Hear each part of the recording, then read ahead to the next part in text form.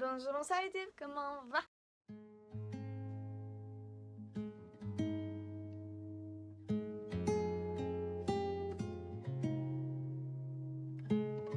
J'espère que vous allez bien. Aujourd'hui, on se retrouve dans une nouvelle vidéo couture.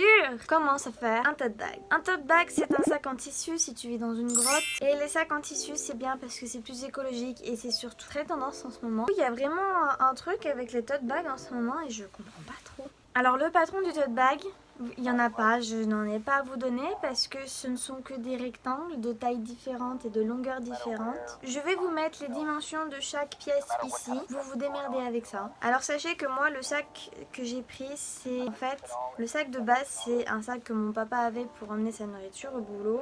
C'était un sac qu'un fournisseur lui avait donné. Sauf que ce sac, c'est dans une matière qui se déchire. C'est pas une matière qui va s'effilocher ou autre. Je sais pas ce que c'est comme matière, mais c'est à souhait. Et du coup, il m'a dit, est-ce que tu peux m'en faire un vidéo? Oui. Sauf que le premier, le sac qu'il avait, en fait, il y avait un ourlet de 3/3. Donc moi, j'ai dit, je vais reprendre ça, je vais faire mon ourlet de 3/3. Et lui, il voulait que je lui laisse, en plus, je vous mettrai une photo, mais il y a écrit Pantone, en fait, au-dessus. Donc, ce qui fait que, clairement, je devais faire un ourlet de 3/3. S'il n'y avait pas de doublure. Et je dis bien si, parce que lorsqu'il y a une doublure, ça sert à rien de faire 10 000 ourlets, parce qu'après, t'as une épaisseur de 1 cm. Et la machine, elle a dit non. Et quand je l'ai monté, je n'y ai plus pensé, je n'y ai pensé qu'à la fin, lorsque je surpiquais du coup tout le haut de mon sac. Je suis ravie, mais ravie.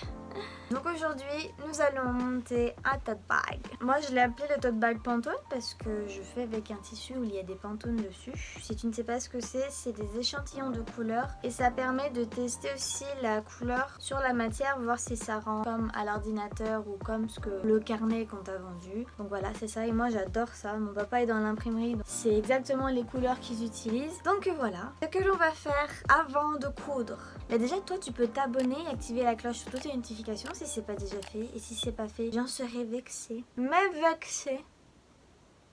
C'est bon? Ah, ça y est. Tu peux également liker cette vidéo pour le référencement YouTube et commenter également parce que maintenant le référencement ça marche par like et commentaire. Autant vous dire que niveau visibilité je suis voilà, aussi loin que le pôle Nord. Donc, j'ai pas mis le fer en route, je ne l'ai pas sorti, donc ce que je vais aller faire.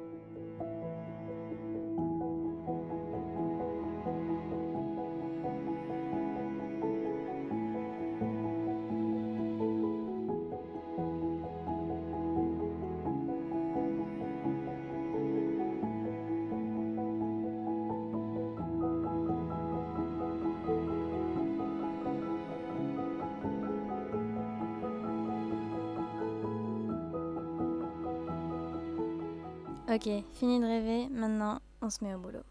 Tout d'abord, vous allez épingler les anses du sac endroit sur endroit et coudre tout autour en laissant une ouverture pour pouvoir les retourner. La valeur couture ici et pour les autres à suivre sera toujours à 1 cm, à part pour les surpiqûres où là ce sera à 0,1 cm.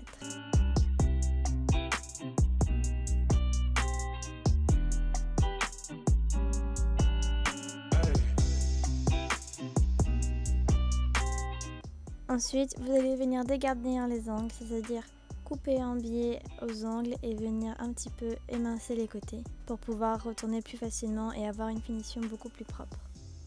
N'oubliez pas à chaque fin d'assemblage et à chaque fois que vous avez fini de faire une couture d'aller repasser vos pièces et vos assemblages pour ainsi vous faciliter la tâche lorsque vous allez retourner vos pièces.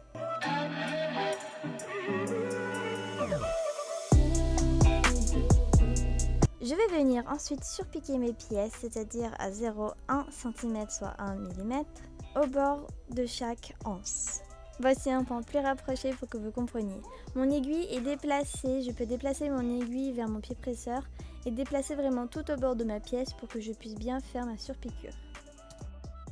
Pour le point d'arrêt de la surpiqûre, je continue simplement sur la couture du départ.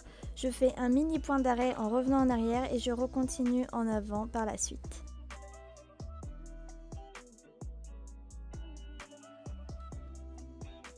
Je vais venir prendre un panneau de devant ou derrière, peu importe, et un panneau de côté et les assembler ensemble à la machine. Il faut faire attention lorsque vous allez faire les deux côtés de ne pas coudre deux fois la même chose, sinon lorsque vous allez vouloir coudre le corps du sac, il va falloir tout dépiquer pour refaire correctement. Donc faites bien attention de ne pas coudre les panneaux en miroir parce que sinon vous allez vous retrouver avec les panneaux de côté du même côté lorsque vous allez vouloir faire l'assemblage du corps. Cousez bien les panneaux dans le même sens du même côté pour que ce soit vraiment inversé, contraire, ce que vous voulez. Maintenant, vous pouvez poser votre assemblage endroit sur endroit. Vous pouvez épingler vos bords de chaque côté et venir coudre à la machine, toujours à 1 cm.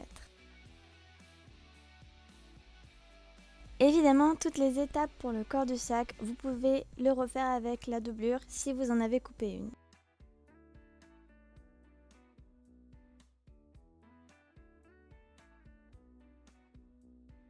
Et c'est là où les choses peuvent être très vite compliqué si vous ne faites pas exactement comme moi je vous dis de le faire. Pour pouvoir coudre le bas de votre sac, il va falloir faire correspondre les coutures des deux côtés, des deux panneaux de côté ensemble afin d'avoir vraiment le milieu de ces petits panneaux.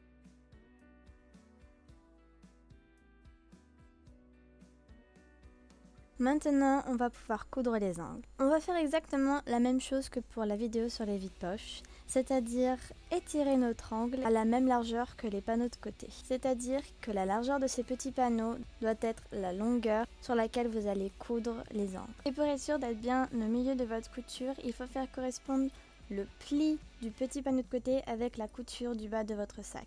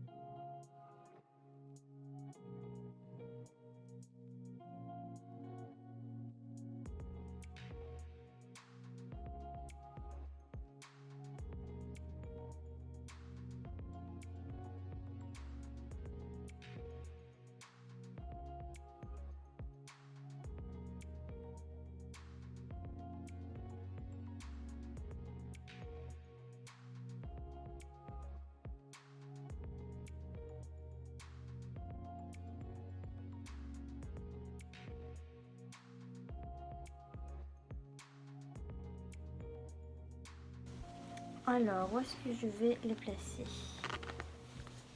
Là, là. Là, c'est bien. Donc, vous vous rappelez, comme pour les vides-poches, on ne fait pas comme ça, là. Vous prenez ça et vous le pliez juste en deux. Non. Vous prenez votre languette et vous faites en sorte que les deux ne se regardent pas, soient juste parallèles. Et bien sûr, on n'y met pas comme ça. Sinon, quand on va retourner, on ne va pas voir. On y met dans la tête en bas, entre les deux couches. Donc on a dit là et là.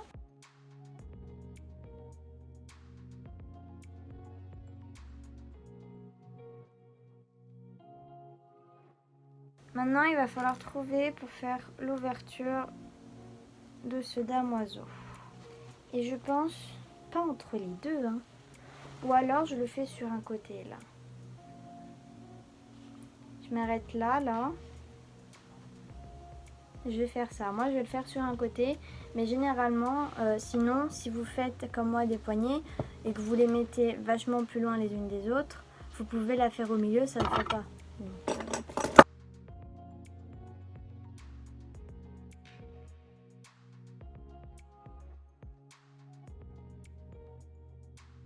Ok. Le moment que j'adore faire, c'est retourner. Alors bien sûr, vous repérez bien votre ouverture. Là, pour éviter de tout casser... Ouh, elle est petite, hein. Vous voyez, ça, c'est... Mais pour éviter de tout casser, essayez de faire une couche par une couche. Généralement, ça marche. Puis dès que ça bloque, vous retournez juste les côtés où c'est cousu. Et normalement, ça passe.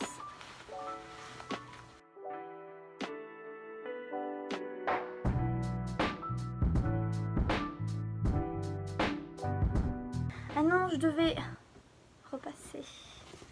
Pendant qu'on y est, on va pousser les angles. N'est-ce pas?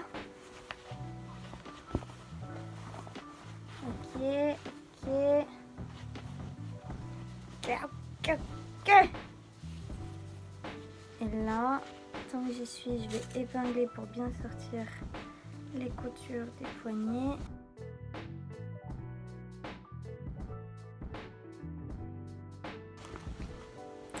Je vais aller au fer pour bien faire tout ça, mais sinon, regardez. J'adore les couleurs. Oh, tu es beau!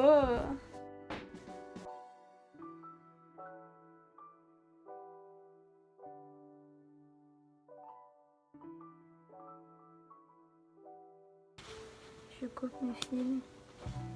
Et là. Et là.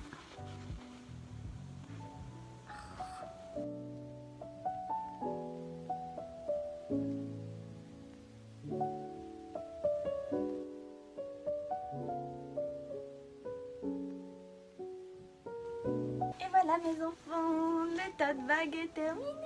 Il est beau, je m'en remets pas. À côté. Je pense que pour les prochains, si j'en fais d'autres, il faut que je fasse plus long que 54 cm. Parce que c'est vraiment... c'est une emmanchure quoi, là vraiment. Bon, au moins je l'ai près de moi, je le sens. Elle m'arrive plus de poil là.